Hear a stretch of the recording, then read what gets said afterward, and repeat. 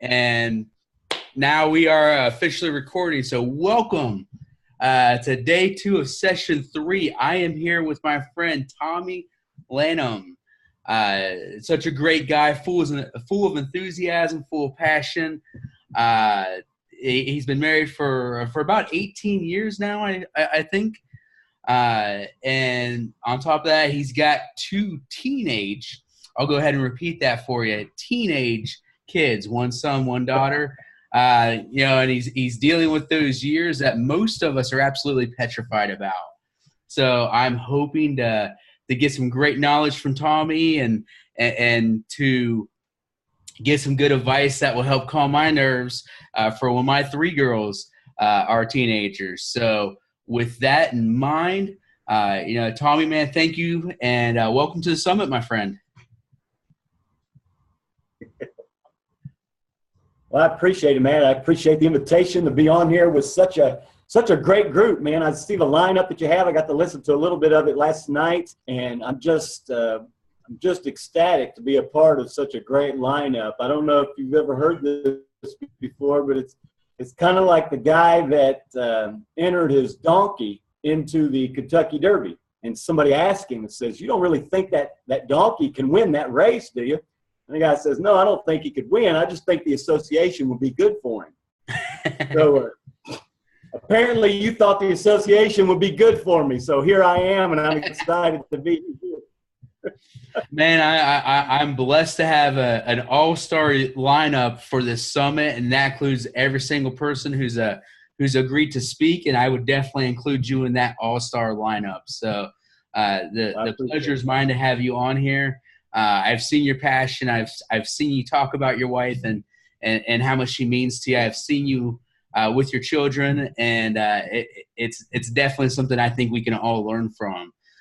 So moving right along, what are some of the different ways that you are personally intentional about your marriage?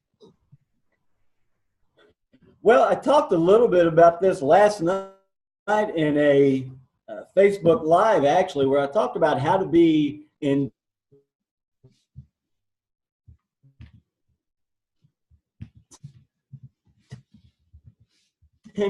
and the first thing is just to schedule it. And I think we schedule out our lives. We typically know what time we're going to have supper, or what time, if we're eating lunch together that day, we know what time we're going to be eating together that day. We try not to be a fly-by-night type of family or couple. If we want things to happen, we want to schedule those things. So we meet together weekly, first of all, not just because of our family, but because we do business together as well. We have a weekly meeting where we sit down and we look at our calendar and look at any adjustments we need to make, any additions we need to make. And part of that is not just, what phone calls and making videos and stuff like that we need to do, but what time are we eating? What time are we taking kids to the ball game? What time are we doing different things? We just make sure that we schedule stuff out. And secondly, we've got some no matter whats. Second way that we're intentional, we have some no matter whats in our marriage. We're big Dave Ramsey fans, so we don't go into debt. That's a no matter what for us. No matter the situation, whatever's going on, the bigger, better deal that's coming up or whatever, we do not go into debt. And so since that's a no matter what, well, then there's no question behind it. We don't say, well, under this circumstance or because of this situation, that's a no matter what. And I don't know, that may not be everybody's no matter what, but every family needs some no matter whats. We're going to do this no matter what happens, no matter how bad the economy gets, no matter how many disruptions we have. These are things that we're committed to doing no matter what. Now, you can't have 100 of those, but you need to have a few of those that are no matter what. And there's other things that you may like to do, but if something comes up, it's not that big a deal if you've got to change that or not do that. But in the midst of that, you need some no matter whats. So you need to schedule some stuff, have some no matter whats. And then thirdly, what I talked about last night is just develop some habits, some things that you do on a consistent basis so long that it becomes a part of who you are. And this is a great example of this. My wife and I, several years ago, we went to a marriage seminar. To be honest with you, we were having some struggles in our marriage, and we didn't want to give up. We wanted to look at solutions. We're both solution-oriented people. So we flooded ourselves with resources and talking to people. And through that, we came across this retreat that we went to for couples that were in trouble. And we went to this retreat, and they had a lot of value to give us, but probably the most valuable thing that we learned from them is a thing that they call dialogue. And dialogue is where we sit down and we agree on a question, and then we separate and we write each other a letter answering that question, addressing that question. We take 10 minutes to write the letter, and then we come back together. Letters, we set the clock for 10 minutes again, and we read each other's letters twice, once with our head, once with our heart. We want to identify mentally and emotionally with what is being said. And then the remainder of the time, we discuss each other's letters.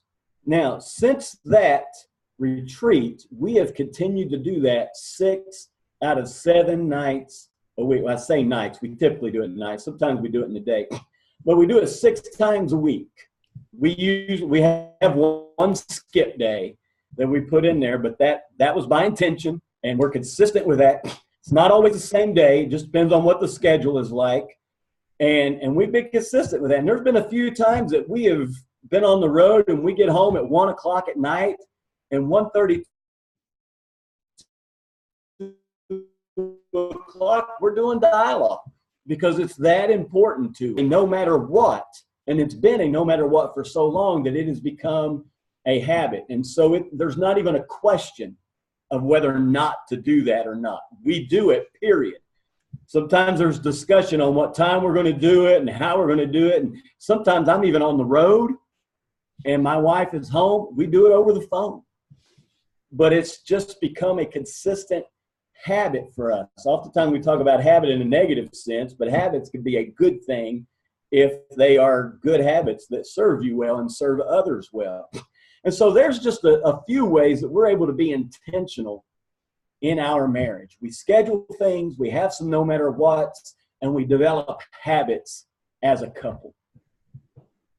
That's awesome. I love that. And so I love that you and your family, you guys do a lot of scheduling. You guys make notes. You guys make sure that these things are set in stone so that you and your wife are on the same page, which is, especially in today's world, that is essential. That is something where you guys, and I love what you had to say, that way you guys can understand where the other person is. That second was, have some no matter what's. And I love the example that you use, which is going into debt. So no matter what, you're not going into debt. It's something I wish my wife and I would have paid a little bit more attention to, in our younger years. But we're slowly getting that stuff paid off, and that will soon become one of our no matter what's. And then I also love what you had to say about developing some good habits, and those no matter what's, having those habits. So, if you're hungry sometime and you're no matter what's, don't go into debt. You eat what's in the refrigerator. You don't go and order the pizza. You don't go and grab some of that fast food. You have those things that you and your spouse agree on, which in return is going to make that marriage run a lot smoother. Right. Absolutely love that. So, Tommy, last year, I had the pleasure of having you on my podcast. It's a podcast in which I still get questions about. I still have people that talk to me about this method that you set up. And so you set up a schedule with your wife so that you have time with your wife and with each individual of your children. We talked a little earlier about you have a teenage son and you have a teenage daughter. And I don't think it's a mistake or an accident that you and your wife are now close and you guys have a great relationship with your children. I would love to hear you walk through the process of setting up specific time for each individual member of your family, including yourself, taking some of that personal time. So walk us through that process. Well, we have developed what we have come to call the 40-hour family time. And what it is before the month begins, my wife and I get together, not only scheduling business stuff and ministry stuff, but we schedule our times, and we schedule it with the same importance as we do these other meetings. So it's not just something we kind of throw in there and say, well, if it happens, it happens. We're really kind of encompassing all three of the things I just talked about earlier about being intentional. We sit down and we schedule 40 hours out of the month that we call family time. And we divide some of that up. We have 5-hour blocks where we spend time with each member of the family. For instance, we'll have a 5-hour block where I am spending those 5 hours specifically with my son.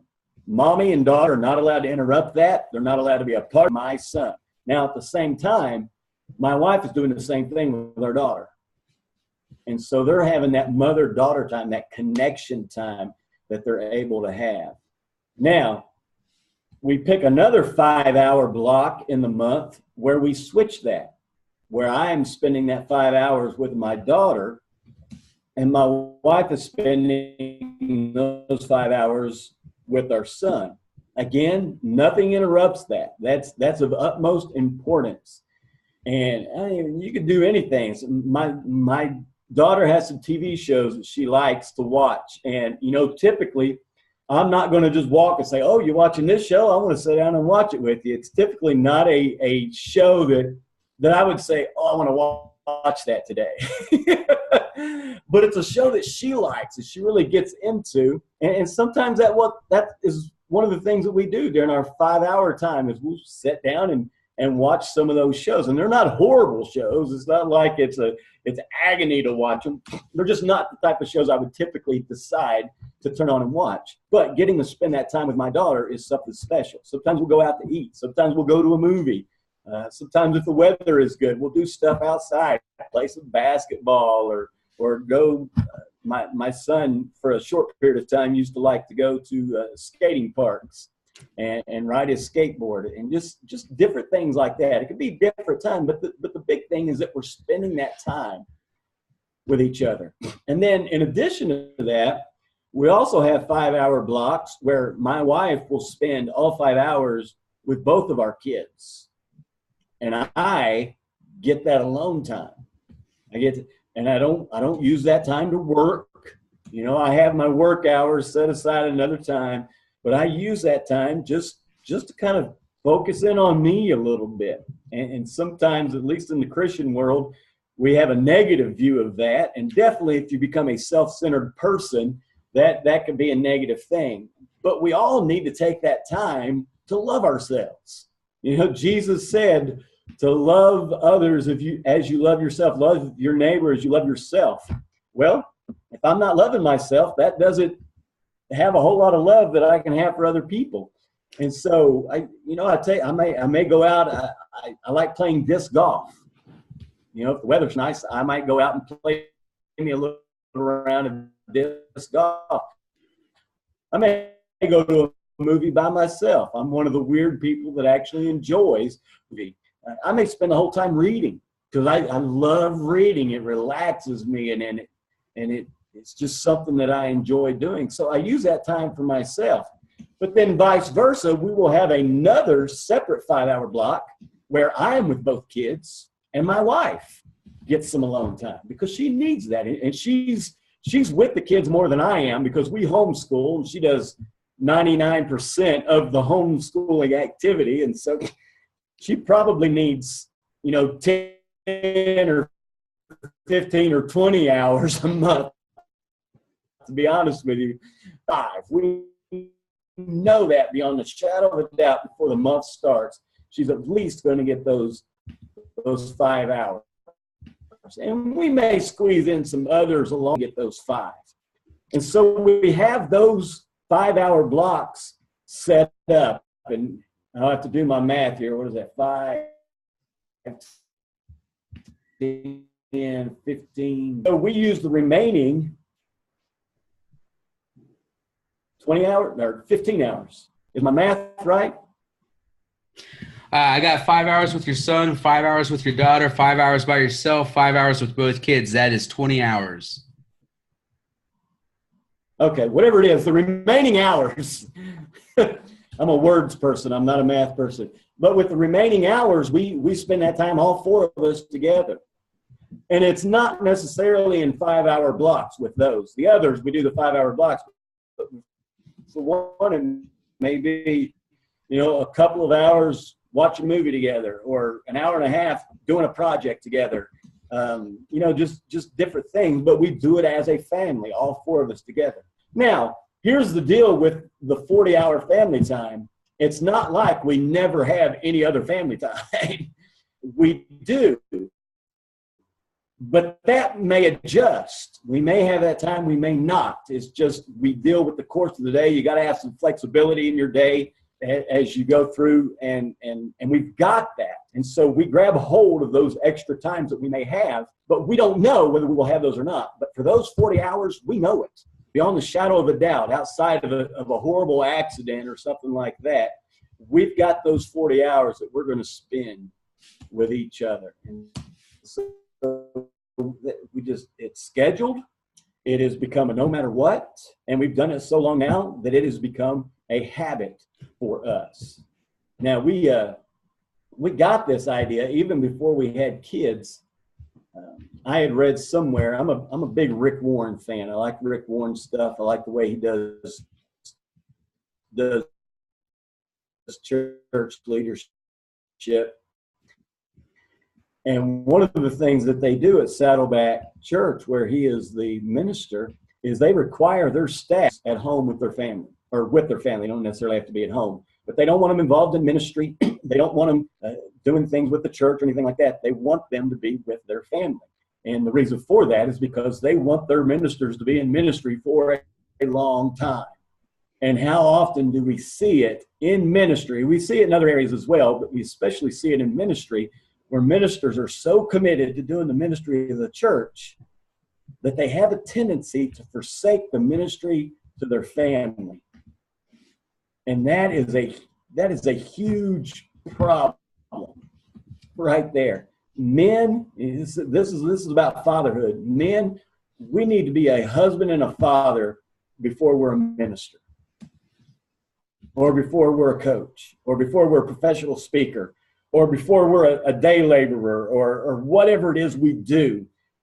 We're first a husband and a father.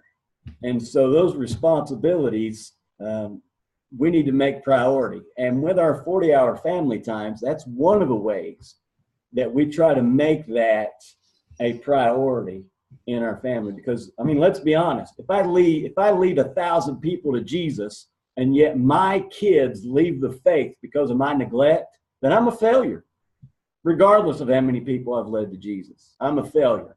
My first and foremost responsibility is to my wife, and then secondly, to my kids. And that's why we do the 40. Oh, I left one out. We also have a 5-hour block where we leave our kids alone and we go on a date.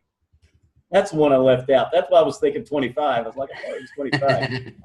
My wife and I, once a month, we take 5 hours. We go on a date. Matter of fact, later today is our date night for December. Now, we'll probably spend a lot of that doing some Christmas shopping for our kids, but it's still that quality time that we spend with each other. And some people would look at that and say, well, shouldn't you have at least a date night a week? Well, maybe that's true. And if you could do that, do it. Do it. Listen, you don't have to be like me in order to be a good dad. I'm just throwing out ideas, but you do have to be intentional. And if you want to be intentional about doing a date night a week with your spouse, do it. do it. We struggle to find that. Our lives are busy, and with what we do, we travel a lot. My wife does photography and videography and marketing. I am a speaker and a coach, and I also do a part-time ministry with the church. And so we have busy lives, and we're together a lot in the midst of that. But one thing that we do on our date night is we don't talk about any of that.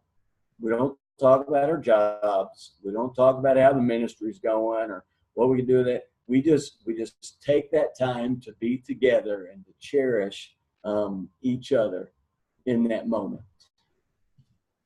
I love that. Absolutely love that. That's a long answer to a short question. No, I love it. I'm over here taking notes. So there's a man who just heard that incredible plan, that 40-hour family time. And they're sitting here and they're thinking to themselves, man, Tommy, that sounds great. I don't have the time to do it. I don't have time to set time aside to go on a date night with my wife. I don't have time. I don't have 5 hours to spend, quality time with my daughter or my son, together, let alone on an individual basis. How did you guys become so intentional about setting up this time, and how would you recommend somebody start, this whatever time, family time? Like, what would be your recommendations?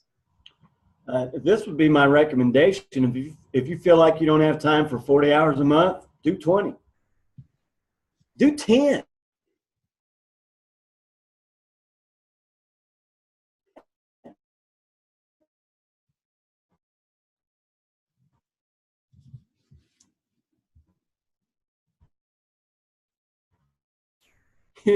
Do 5, and then maybe do 70.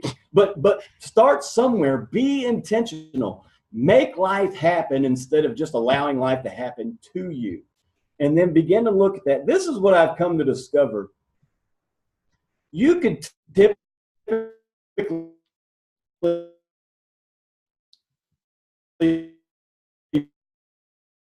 do what you really want.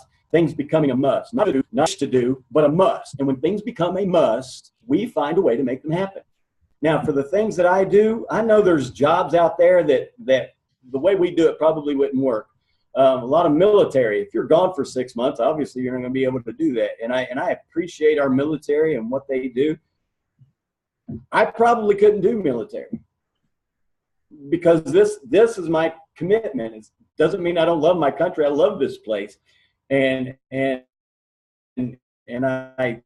greatly honor and respect the sacrifice that they have given only out on the battlefield, but some of that sacrifice is in their homes as well. I think there's a movie that just came out recently.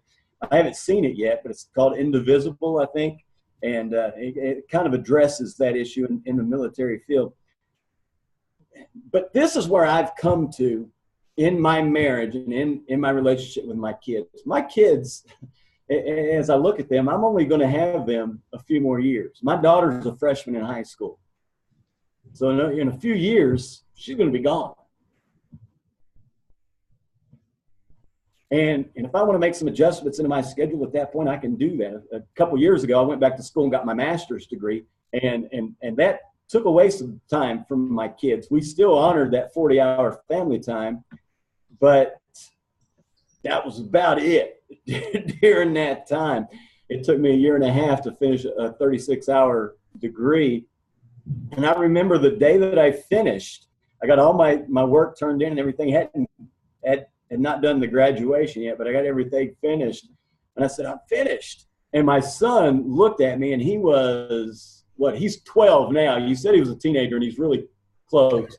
But and he acts a lot like a teenager.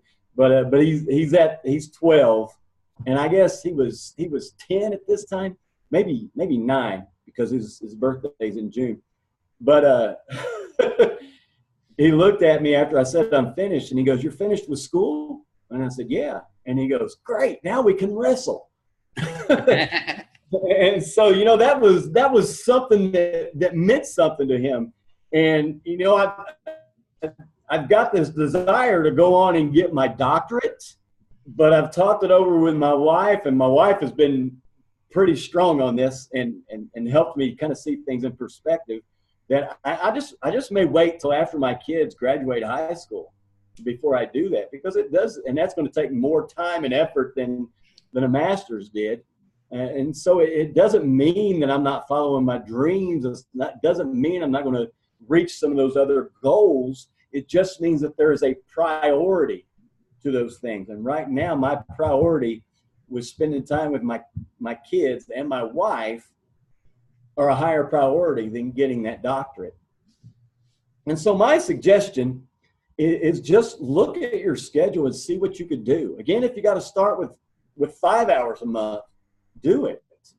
At least you've got that intentionality about it. And then if you're able to look at that and, bump it up to 8 or 10, then do that. And we have played with this through the years. We actually started this before we even had kids.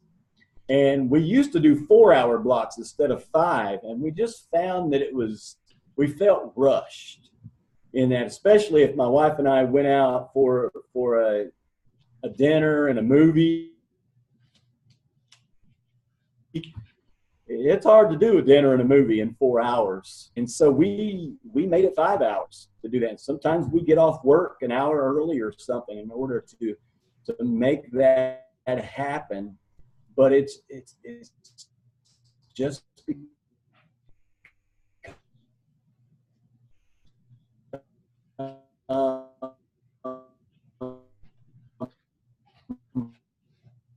no matter what for us in this law. There's sometimes it's late at night. Like I said, there's times it's 2 o'clock in the morning and we're doing our dialogue, but it's becoming no matter what. This is over the top. I'm the enthusiasm guy. I like going over the top. If there is something in our life that is keeping us from doing our 40-hour-a-week time and or our dialogue time, we kick it out. And listen, if that's a job, if that's our career, you know what we do? We kick it out. We do something else. Because our relationship with each other and our relationship with our kids has become more important to us than our careers. I'll work at McDonald's if I have to in order to spend that quality time with my wife and my kids. And so it has to become a must. Like I said earlier, got to be. Should you do it? We could all argue that we should spend more time with our spouse and our kids. But what's a must for you? And you got to determine that for yourself. Don't take my numbers, crunch your own numbers and look at that and say, what can I do to be intentional about the time I'm spending with my wife and with my kids? Does that answer your question? Yeah, Tommy, I absolutely love that. And,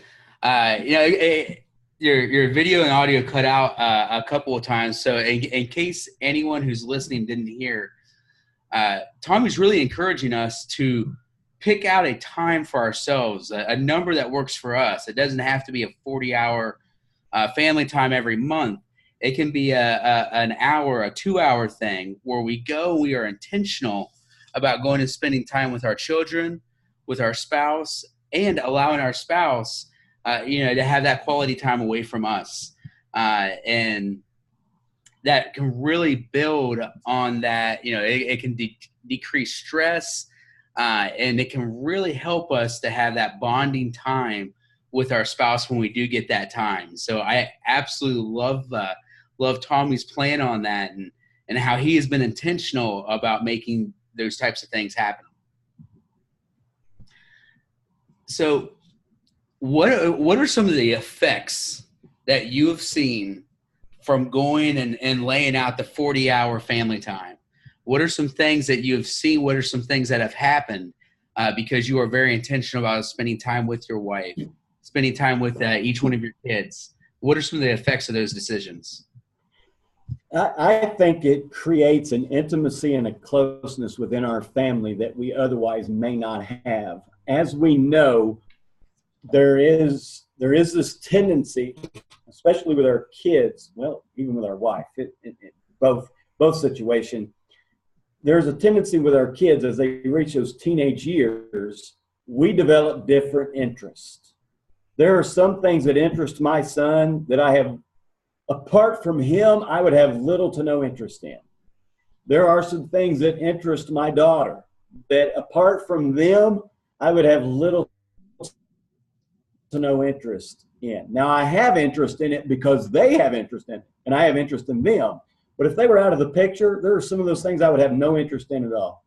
As I mentioned earlier, sitting down and watching some TV shows with my daughter. You know, there are some shows that we like together. We like watching America's Got Talent together. We do that as a family. We all enjoy that. But there are some shows that I watch that my daughter just doesn't like. And there's some shows that she watches that I don't like. So we're not going to, by default, spend some time together watching those shows. My daughter and I, we both love music. She is a rapper, if you can believe that. She actually tried out for America's Got Talent doing rap a few weeks ago down in Knoxville, Tennessee. We both love. But then there are other types of music that she likes that I don't.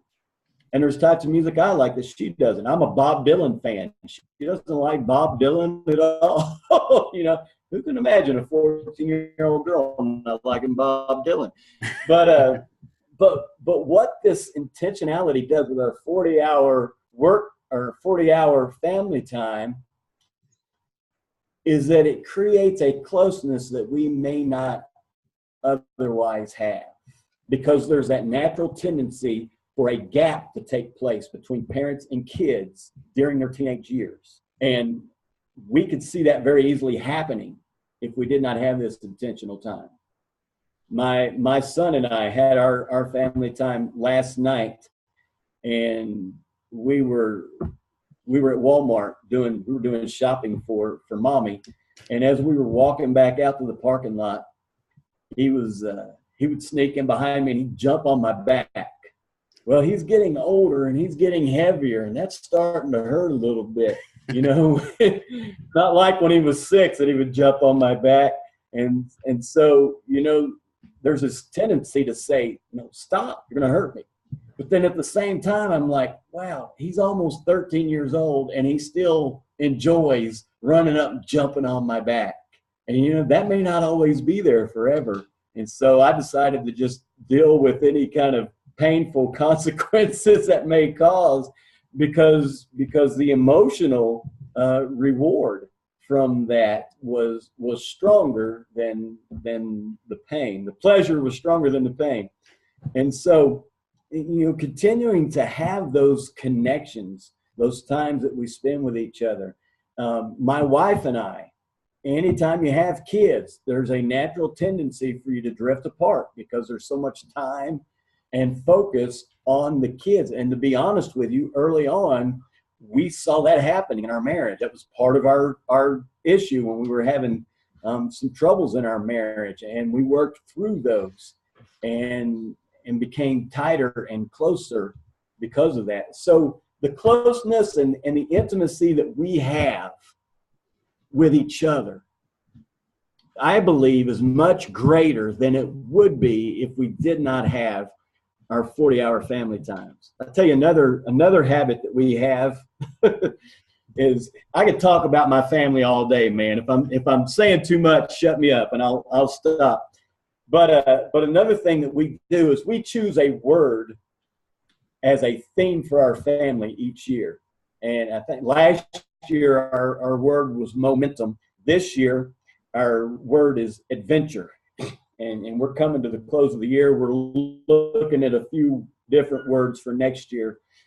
But what we do, and we don't do this every night, but we probably do this 80% of the time. When it's bedtime, we get together in our hall. My wife will say, hall time.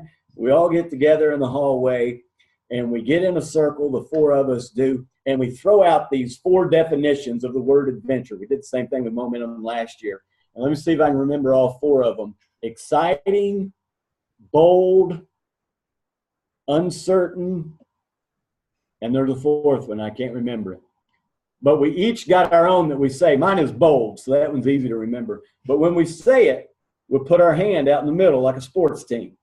And so my daughter will go exciting, and I put my hand out there, and I go bold. And my wife's word I can't remember, but she says it. She puts her hand out there. Risky, that's her word. risky. She puts her hand out there, and then my son goes, uncertain. And then my wife will go, 2018, and together we go, adventure. And we throw our hands up in the air, and then each one of us talks about what adventure we experienced that day. And it's just this little stuff and that keeps a closeness. It's a bonding time for us, looking at it from a psychological and sociological point of view. It's a tradition that we have done for years that's created a bond there that I strongly feel we would not have if we did not do the 40-hour family time and the adventure thing. And there are other little traditions that we do and stuff like that. When we open Christmas presents, we don't just dig in and open all of our presents at the same time. We take turns. We start with the youngest, and that's my son, Dylan. We'll pick out one of his presents. We'll watch him open it, look at it, and get all excited about it and stuff like that. And then we'll go to my daughter. She'll open one and look at it. Instead, our present opening time takes like 2 hours for us. It's not over in 5 minutes, and then, we're cleaning up paper everywhere. But just little things like that. Again, it's just about being intentional, whether it's 40-hour work time, whether it's having a theme word for the year, whether it's having a certain way that you open presents or whatever your thing may be. Just be intentional, and it will create a bond within your family that otherwise wouldn't be there without that.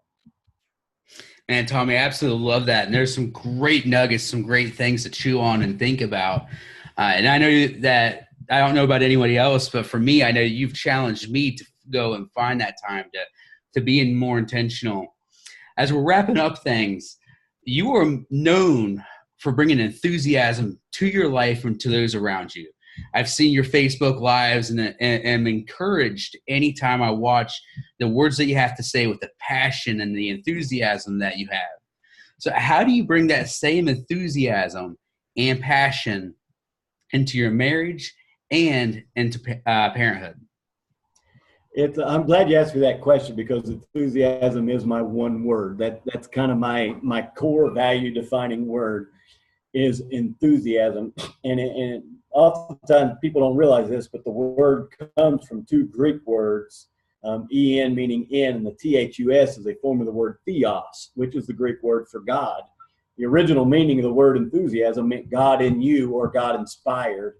And I have kind of taken that original meaning and put it together with our modern day understanding of enthusiasm. And I've come up with my own definition of enthusiasm. This is it. Enthusiasm is a God-inspired fire ignited deep within our soul that drives us to never settle, to live with passion, and to turn the world upside down. And so I seek to live that out. And the first place I seek to live that out is in my marriage and then with my kids. And so we try to, one of the reasons we do business and ministry together is we try to live that out. What is that God-inspired fire in us as individuals and as a family that drives us to never settle? And never settling, that comes back to those no matter whats, those things that we're going to do no matter what. We're not going to settle on these issues. To live with passion. What is our family passionate about? What do we want to do, both individually and as the world? What can we do to turn the world upside down? And we seek to do these things together, and we seek to help each other do those things as individuals. I mentioned earlier my daughter wanting to try out for America's Got Talent. We drove down to Knoxville as a family. All four of us went down there, and it was just a great environment, getting to be in a large room group of people that are just following their dreams. Man, it's awesome. If I had the opportunity to do it again, I may, just walk around doing a bunch of Facebook Lives with everybody, because it's just a great environment. And in being with her, as she gets to go into this room and use her talents for what she feels like God is calling her to do with those. And so we emphasize that. I emphasize that with my wife. She does photography, and and videography, and I support her in that. My kids support her in that. My son, I don't know if he's found his one thing yet, but whatever he's in at the moment, we try to support him in that. He likes magic right now, doing card tricks and stuff like that. So we support him in that. We help him find books that help teaching that. We come across videos that help with that. And so we like to feed that in our family. And then also with enthusiasm, I believe that in order for us to truly find our enthusiasm zone, we need to have an alignment between the physical, the emotional, the mental, and the spiritual. When those four things are in alignment, we are in our enthusiasm zone. Okay? Now, if we just have one or two of those, it may be good, it may be bad, but it's not going to be as great as it can be when we get all of those in alignment. You know, for instance, in our marriage, if the only thing holding our marriage together is physical attraction, we don't have a very strong marriage. Now, we need that physical attraction, and sometimes that may come and go. Let's be honest. When you're in a heated argument and completely opposite ends of the rope when you're discussing something, the last thing that's coming to your mind is, you know, my wife is a beautiful woman. Yeah, it's probably the last thing in our mind. And so that will come and go, but you want that strong in there.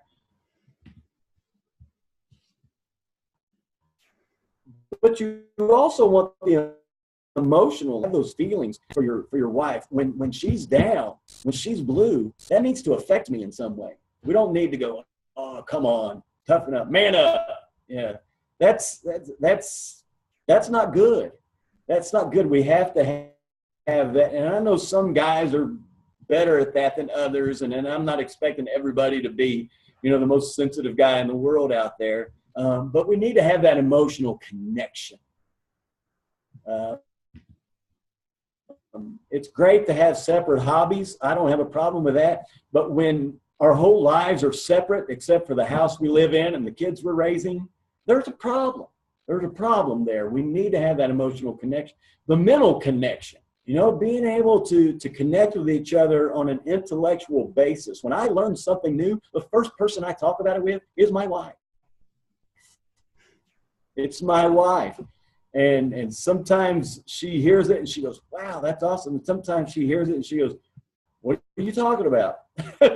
When I get it, and sometimes into the psychological aspects of coaching, stuff like that.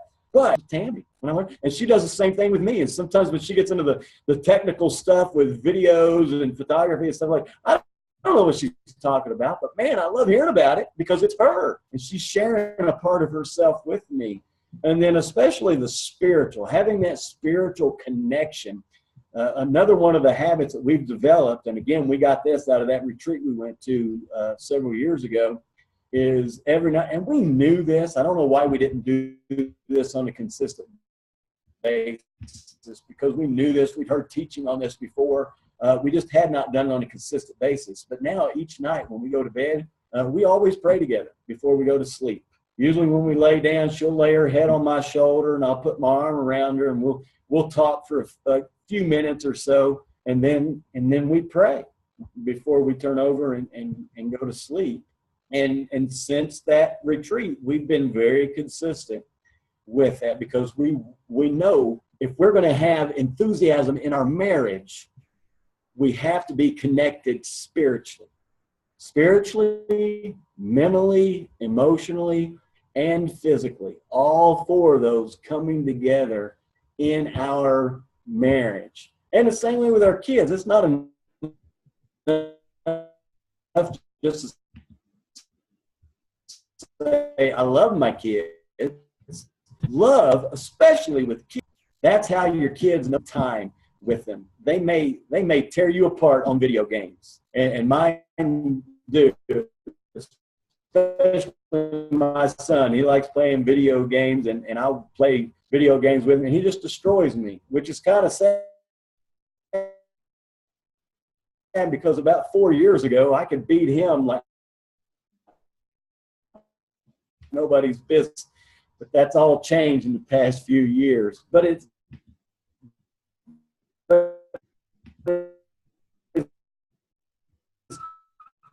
spending that physical time, wrestling together, getting mental and the spiritual. And if we can keep those connections in all four of those areas in our life, somebody that we're helping out actually found a place where he was just in a bad place. He didn't have a place to stay or anything like that to stay. And we did our little family time in the hallway where we did adventure and raised our hands up in the air. And man, he thought we were nuts. He's like, "What are you doing?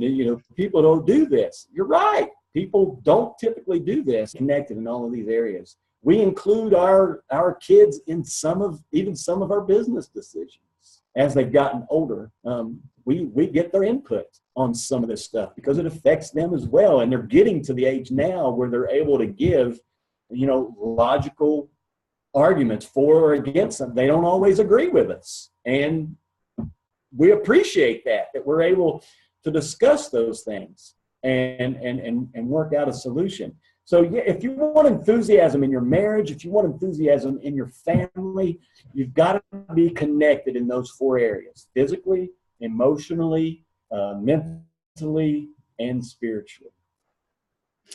Man, that's great, Tommy. Some great advice, some great tidbits.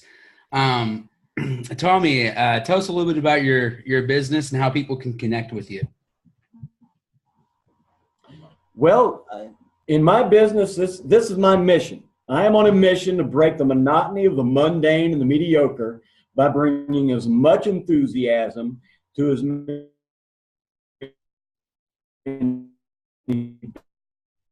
businesses as I possibly can. And I primarily do that through speaking and coaching. And so if you're looking for a speaker to bring enthusiasm to your church or organization or marriage, my wife and I do a marriage conference together. It's called Enthuse. Imagine it being called something like that. It's called Enthuse, How to Set Your Marriage on Fire. And we go in deep on some of this stuff that I've shared with you today on how to set your marriage on fire, how to have that enthusiasm in your marriage. And you can find out about that, and also the individual conference that I do for individuals.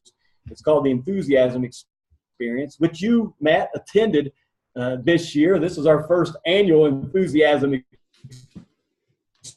Experience, and so I appreciate you being a part of that. And we're going to do it again next year. Next year, our plan is to do a full weekend and not just a day. We're going to do a Friday through Sunday thing, and so we're looking forward to that. So that's some of what I do. I use speaking and coaching to bring the power of enthusiasm to those who are ready to inspire their fire. And you can get in touch with me at TommyLanham.com. That's my website. It's got all my contact on there. Or you can email me. Again, it's TommyLanham@TommyLanham.com. Very, very simple to get in touch with me. And hey, I am ready to fulfill that mission of bringing as much enthusiasm as I can to those four areas: business, ministry, marriage, and individual lives. Man, that's absolutely awesome. Tommy, again, thank you for coming out and sharing your wisdom with us. If you want more information about what Tommy is about, go and check out his website. Check out some of his conferences that him and his wife put on. You will not be disappointed. I know his conference that I went to greatly challenged my wife and I. Make sure that you check out all the different sites that our speakers are given to you. Not only check those out, but make sure you check out the Wrestling with Fatherhood website, www.fatherhood.com. Again, that's www.fatherhood.com. And make sure you check out the podcast, which is Wrestling with Fatherhood, wherever you do get your podcast. So, Tommy, again, thank you for jumping on. And I look forward to seeing everyone 8 p.m. tonight That's Eastern Standard Time. We will have Ray Matz on. Ray Matz of Game Changing Dads. So thank you for coming out and checking out our live video or the recorded video, and we look forward to seeing you guys later.